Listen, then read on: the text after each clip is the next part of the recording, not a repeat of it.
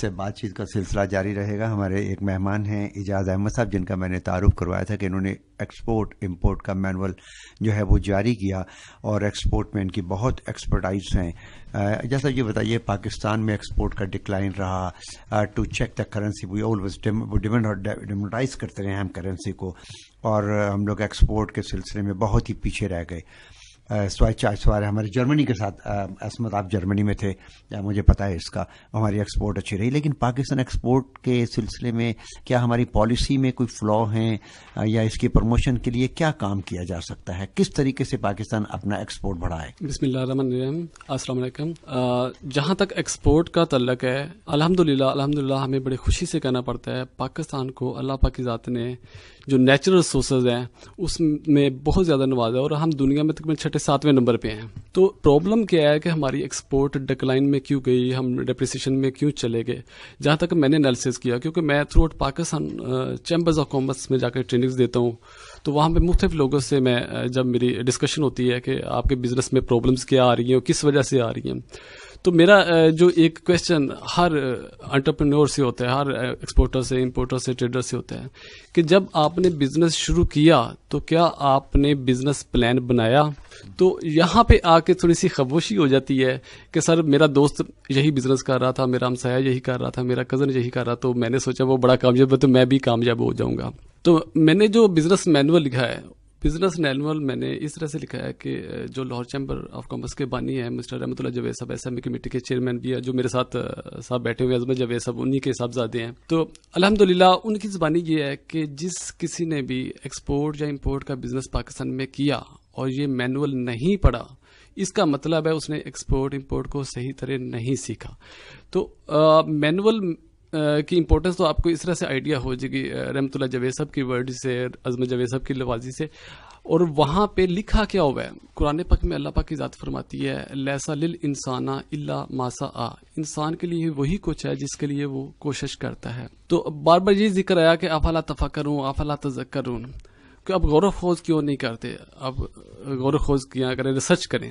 ٹھیک ہے، تو بک میں جو پہلا پوائنٹ لکھا گیا ہے، جو میں نے انالیسس کیا ہے، جو میری آبزرویشن ہے تھرو آؤٹ پاکستان کے ہم پیچھے کیوں، ایکسپورٹ بزنس فلوپ کیوں ہوتا ہے، لوگ پرابلم میں کیوں آ جاتے ہیں، وہ یہی ہے کہ وہ بزنس پلان نہیں بناتے. میرے کہنے کے مطابق، میرا جو انالیسس ہے اس کے مطابق 2 پوائنٹس ہیں جو آپ کو ایکسپورٹ کے بزنس کرنے کے لیے ضروری ہیں.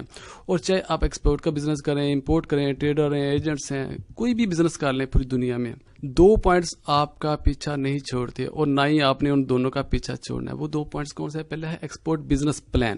جب بھی آپ نے بزنس شروع کرنا ہے، پہلے آپ کو بزنس پلان بنانا پڑے گا. اور جو بزنس پلان بنائے وہ کوئی انسائکلوپیڈیا نہیں ہونا چاہیے، کوئی پوری بک لیٹ نہیں ہونی چاہیے، وہ چند پیجز پہ ہوئے، لیکن اس کے جو بیسک کانٹینٹس ہیں جو میں نے بک میں سارے مینشن کر دیے ہیں، ڈیٹیل میں لکھ دیے ہیں الحمدللہ. تو اس میں یہ کہ پہلے تو آپ اپنے بزنس کا انالیسس کریں اور پھر آپ پروڈکٹ سلیکٹ کریں. ہر بندے کے لیے ہر پروڈکٹ سوٹیبل نہیں ہے. مولانا جلال الدین رومی صاحب فرماتے ہیں کہ اللہ پاک کی ذات نے ہر بندے کو کسی خاص مقصد کے لیے پیدا کیا، اور اس مقصد کی تکمیل کے لیے اس کے دل میں ڈیزائر پیدا کر دی ہے، ڈیزائر ڈال دی ہوئی ہے.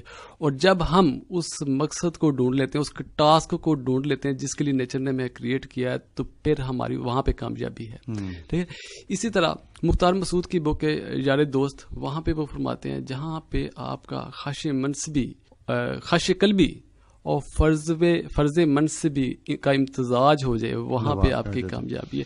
تو بزنس پلان جو ہم بناتے ہیں، وہاں پہ آپ کو 2 بیسک ڈیسیژن لینے ہوتے ہیں. ایک کہ آپ کی پروڈکٹ کیا ہوئے گی اور آپ کی مارکیٹ کیا ہوئے گی. آپ جو سن لیتے ہیں کہ یہ بزنس بڑا اچھا جا رہا ہے، مینگو کا بڑا اچھا ہے جی، کاٹن کا بڑا اچھا ہے، یہ گارمنٹس کا بڑا اچھا ہے، وہ نو ڈاؤٹ اچھا ہے. آپ کے لیے وہ سیوٹیبل ہے یا نہیں ہے؟ کیونکہ پوری دنیا میں جتنے بھی لوگ ہیں، کسی کا ڈی این اے ٹیسٹ نہیں ملتا، کسی کی جو خصوصیات ہے وہ سب کی سیم نہیں ہو سکتی. تو آپ سیم پروڈکٹ سب کی کیسے ہو سکتی ہے؟ تو آپ نے بیسک ڈیسیژن لینا، آپ کی پروڈکٹ کیا ہوئے گی، دین سیکنڈ آپ کی مارکیٹ کیا ہوگی. یہ 2 بیسک ڈیسیژن آپ نے ریسرچ پہ لینا. یہ بزنس پلان کے اندر ہے کہ پہلے بزنس پلان کے اندر ہی مارکیٹ ہے. پہلے آپ نے جو بزنس پلان بنانا ہے اس سے پہلے آپ کو ریسرچ کرنی پڑے گی. اب ریسرچ سے لوگ ڈرتے ہیں کہ اس کے لیے اتنا فائنانس کیسے آئے گا، ٹائم کیسے آئے گا، اتنی کاسٹ کیسے بیئر ہوگی.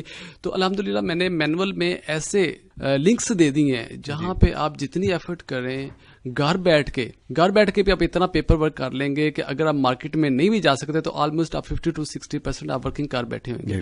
उस वर्किंग के बाद जब आप प्रोडक्ट और मार्केट फाइनल करेंगे तो फिर आपने 5 ऑपरेशनल डिसीजंस लेने होते हैं। मार्केटिंग का जो सबसे इंपॉर्टेंट डिसीजन, उसमें अगर 4 मजीद डिसीजंस हैं, फिर आपका लीगल डिसीजन है, प्रोडक्शन है, पर्सनल है और फाइनेंशियल डिसीजन है। फिर आप समरी बनाए और फिर टाइम एंड एक्शन प्लान बनाए। अल्हम्दुलिल्लाह जब आप ये एक्सपेक्ट बिजनेस प्लान बना लेंगे and let your business plan decide that what is your product, what is your market, ठीक है, वही प्रूव करेगा, वही आपको गाइडलाइन देगा कि आपने जो बिजनेस प्लान बनाया है वो फिजिबल भी है या नहीं, आपको ये बिजनेस करना चाहिए या नहीं।